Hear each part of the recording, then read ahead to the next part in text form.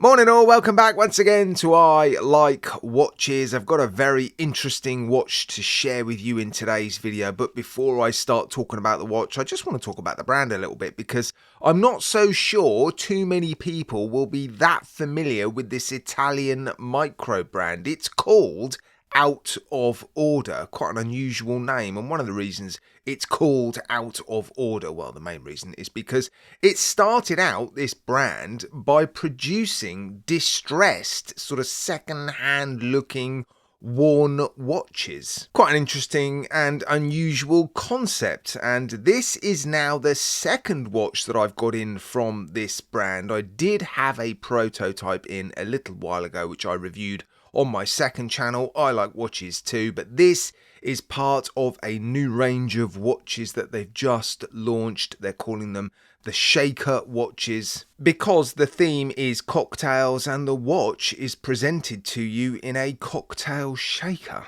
And interestingly, they have started to venture into non-distressed, sort of non-out-of-order watches. The first watch of theirs that I saw was a distressed watch, but this one is one of their undistressed watches, if that makes sense. One of their sort of new-looking watches. Now, in this particular range, they're offering each colour version in either a distressed or undistressed version. And because I'd already seen one of their distressed watches, I thought it would be nice to see one of their undistressed watches. And there's no denying it's a colourful range of watches, isn't it? The Shaker is also very colourful. And in the Northern Hemisphere, we're now in the midst of our, well, sort of summer. So it's a cracking time to launch a range of watches that looks as bright and colourful as this. And the dials are really interesting. The bottom half is a sort of liquid finish and the top half is a sort of bubbly carbonated finish. An extension of that sort of Shaker cocktail theme. Now these are GMT watches housing the NH34, and as you would expect, you're going to pay a little bit of a premium over and above what you would expect to pay for watches from AliExpress, because this is a proper micro brand, and these watches are currently retailing for €545, and by the end of this video you'll know whether or not that's going to be €545 well spent. Now, one thing this brand offers in abundance is originality. It is one of the most original brands I think I've ever seen. I was really quite taken back by this brand when I first saw their distressed watches a number of years ago. This brand has actually been around for a while, since 2013 I think. Right, let's get into the specifications of this watch, and it is of course a GMT. So of course it has a GMT bezel, 24 click, bi-directional. The bezel action, it's not the best unfortunately. It's a bit sort of loose and wobbly. There are some clicks, they're not particularly defined. It's smooth enough, it's gonna do the job, but it's not one I don't think you're gonna get a particular thrill out of using.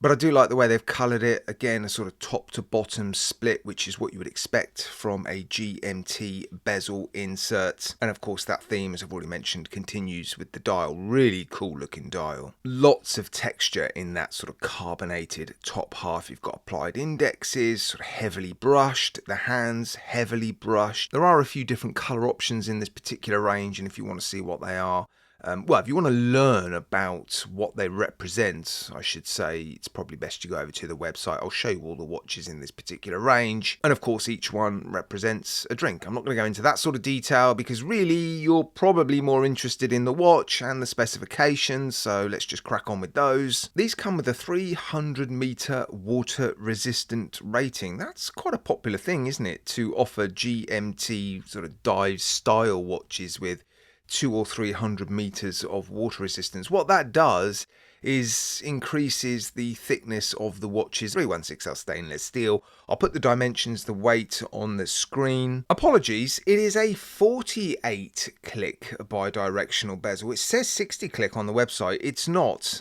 It is a 48 click bi-directional bezel. It's an interesting choice, isn't it? Now, I'd like to tell you this watch comes with 2 pieces of sapphire crystal. There's no display case back. As you can see, it is a solid stainless steel case back, but the bezel insert is sapphire crystal coated, as is the crystal protecting the dial. I don't see too many watches with a sapphire coated crystal. I think most brands just pick between mineral crystal and sapphire crystal these days. How durable it is, I can't really comment. I've not experienced too many watches with this crystal, sadly. There is a date window, of course. It's a black date window with white numbers on it, which is an interesting choice. I would like to have seen that color coded, or maybe black on white. Sort of sticks out a little bit like a sore thumb, doesn't it? Screw down case back and a screw down crown. One observation I made, and I actually went back to them about this and said, is this a prototype? Because the internal elements of the clasp, the outside edge of the crown and the case back looks to be a different colour, and that is intentional. It's a sort of connection to their more distressed watches. So I'm not sure how you're going to feel about that. I know how I feel about it. I think I would have preferred to have just seen those elements, the sort of standard stainless steel colour. But don't forget, I did say at the beginning, this brand is really quite interesting and unusual, and they don't do things normally. So I guess we should expect the unexpected. The case finishing looks good enough. The brushing seems okay. It's longitudinal brushing on top of the case, polishing down the sides. The polishing looks all right. Yeah, the case finishing looks pretty decent. No complaints there, but I'm now going to come on to the bracelet and the clasp, and I'm a little bit disappointed with the bracelet, actually. It doesn't feel and look like the best quality. You've got split pins, and that just sort of cheapens the look and the feel a little bit. I'm not going to complain too much about split pins. I prefer them over pin and collar for sure. The center links are polished. The polishing isn't great, sadly. Quite a lot of streaking, and there's sort of flat facets on those central links, but they're a little bit rounded, aren't they? And again, I just think that's an indication of rushed or poor quality polishing. If you're going to have these sort of flat facets on these central links, I think they need to be nice and crisp and defined. The outer links look fine. They are solid links, solid end links. The internal elements of the clasp are solid. The outer shell and the safety latch feel a little bit thin. More thin than I'm used to these days. No double pushes, just that safety latch, and it's a sort of compression fit as well. It feels okay in terms of undoing it and doing it back up. You've got 4 micro adjustment options. It's signed, so it's not a poor quality clasp. It's just not quite the same sort of quality that we have come to expect from watches in this price bracket, sadly. There is some lume on this watch. I'll show you that lume degrading at the end of the video. Now, perhaps not the most glowing and complimentary review.